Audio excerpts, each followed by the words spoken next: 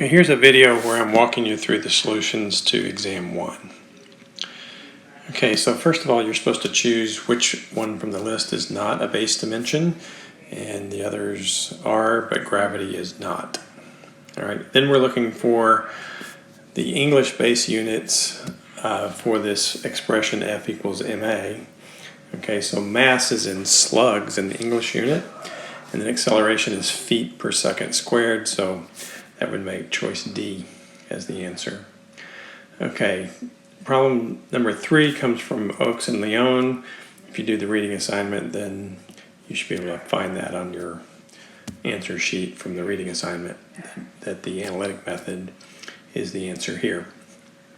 For problem number 4, we're looking at things pasted into B2 and copied to C3.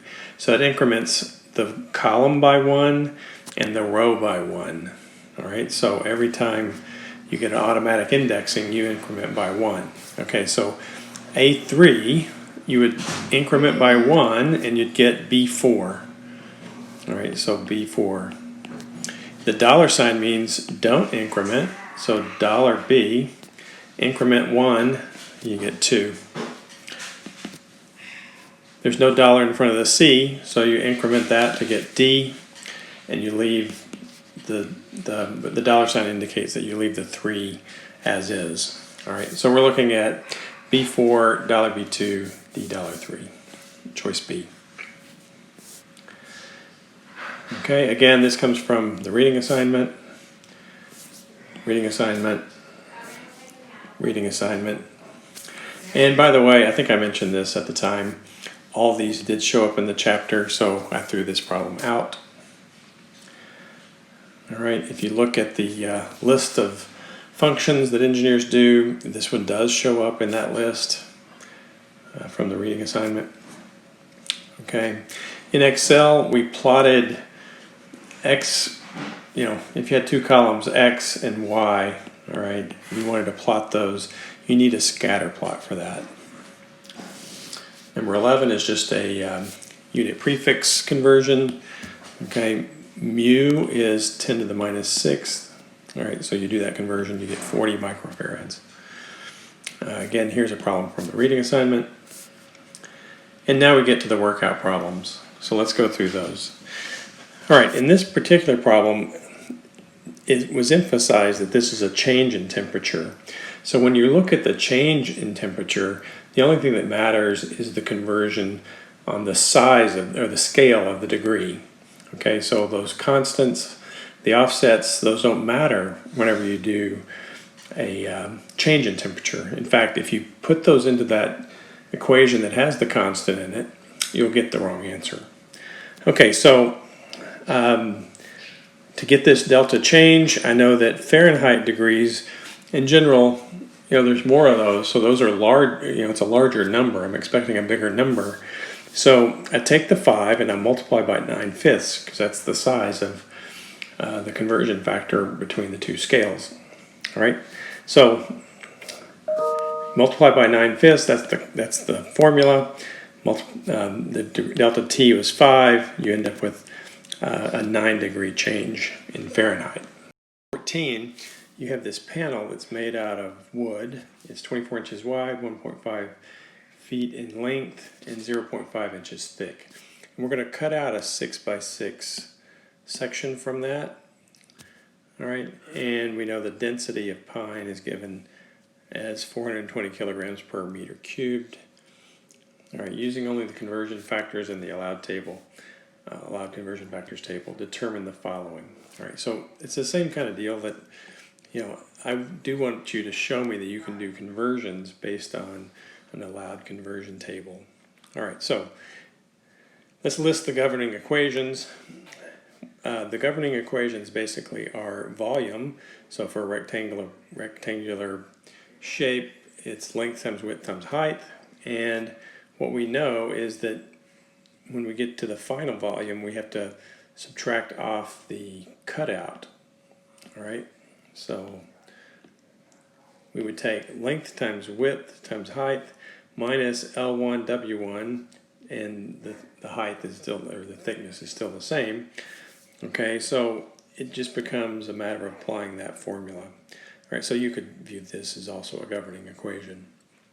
Okay, and then we have the density formula and the gravity formula. Those are the governing equations that we need. So the work that I've shown here is just converting to SI units. I chose to convert this to SI units. The problem didn't say. SI units are generally easier to work with. All right, so I converted everything into meters for width, length, and height. Same thing here for the cutout. Convert that to meters. All right, then you apply the volume formula where you take the initial volume and subtract off the cutout. And then the mass is just the volume times the density. So again, you can plug that into your calculator. And then we need to convert this to weight. So you take the mass and you multiply by gravity. So in the end, you get 13.36 newtons as the English equivalent. If you convert that to pound force, you would get 3.0 pound force. All right, so there's that one. I do want you to know how to use Cramer's rule. So remember Cramer's rule. We have this set up where we have 5x plus 2y is equal to 19, 4x minus 3y is equal to 6. All right, so I need to take the denominator, so the denominator is just this column, followed by this column. All right, and then the numerator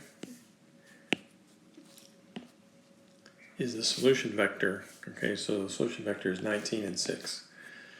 So I put 19 here, 6 here. And I leave the 2 and the minus 3 where they are. So I'm replacing the first column because that's the x column in the way I have this set up. All right, so you do that determinant, which is this number times this number, subtract what you get from that, subtract 6 times 2. All right, so you do the math on that and you end up with this expression divided by this expression, and the total answer is 3. Okay, 16 is a really easy vector problem. You can see the solution there. I wanted you to do a free body diagram, so I pulled apart the two blocks, block B, and over here is block A. All right, so your job is to work out the forces that are acting on the blocks. All right, so I know that there's the weight of the block. All right, so I put the weight, WB, and then there's a normal force because B interacts with the surface A. There's a normal force in B, we can call that. All right, then there's the tension force from the cable that's pulling, acting to restrain the motion of the block because block A is pulling. All right, and so the cable opposes the motion, and so does the coefficient of friction.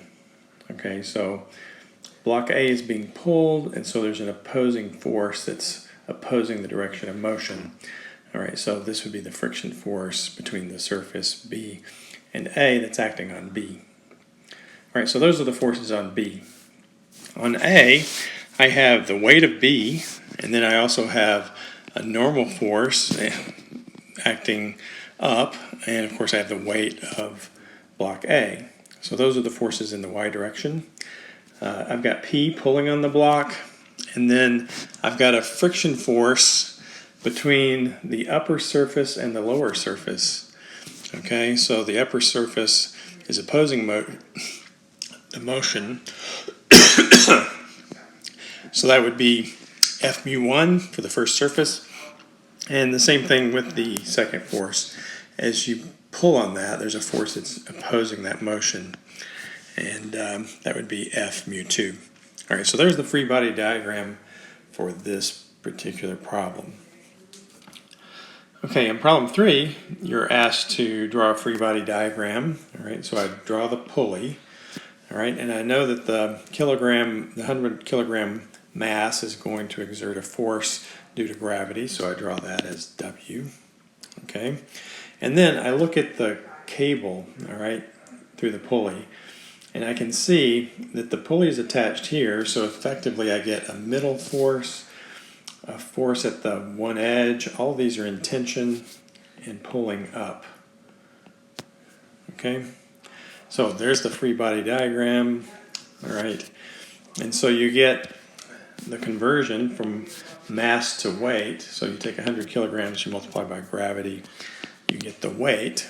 All right, then from the free body diagram, we can write the equation W is equal to 3T, and we can solve for the tension in the cable. Okay. All right, problem 19. All right, we again start with the free body diagram. And so you draw this here and you see that you have a weight W, you have a normal force N, and you have a tension force from the cable. We call that C. All right, so from there you work out the angles. All right, so I get this 30-degree angle here, and then the 60 degrees is the angle between the normal and a horizontal line. Okay, so from there, it's just sum of forces in the x direction, sum of forces in the y direction. And so when we look at that, we would get in the x direction, I have C cosine 30 degrees. In the in the x direction, it's over to the right is positive, to the left is negative. So n points in the negative direction, so that'd be minus n, and then I project that down to the horizontal axis, so that would be cosine 60 degrees. Those are the only forces we have in the x direction, so those sum to 0. All right, then we do the same thing in the y direction. We have the weight force acting down, we have a normal force decomposed into the y direction, that'd be n times sine 60, working up. And then we have C times sine 30, the cable is also pulling up. Those sum to 0. Okay, so at this point we have two equations and two unknowns, and so here's the second, here's the first. I rearrange these so the C is first, the N is second, and then I can put it in the form of Cramer's rule. All right, so I put that in the form of Cramer's rule, and I can solve for what the problem asked for, which is the tension in the cable. All right, so I go through there, plug these into my calculator, and I get 100-pound force as the answer for the tension in the cable. Okay, and finally the last problem, number 20. In this problem, I meant to say report your answer in feet, okay, but I didn't say that. So in a way, I do these kind of problems because I want you to remember certain things. All right, so let's go through this. I know I'm going to want to end up with a distance, right? Because the problem asks how far can light travel in 1 nanosecond? So it's a distance. So I start with 3 times 10 to the 8th meters per second, and then I know I'm going to time this to be 1 nanosecond. So nano is 10 to the minus 9th. Okay, so I do that conversion factor, and the seconds cancel. All right, so automatically I've got this in terms of distance, all right? And a lot of you, rightfully so, just stopped right there. But what I wanted you to do, I mean, there's no way you would have known this, but what I wanted to do is report the answer in feet. Okay, so then I just make these conversions. We've done this many times, and you end up with 0.984 feet. All right, so that's just a conversion factor that I remember, okay, because light travels approximately 1 foot per nanosecond, and we just showed why. Okay, so those are the solutions to exam 1.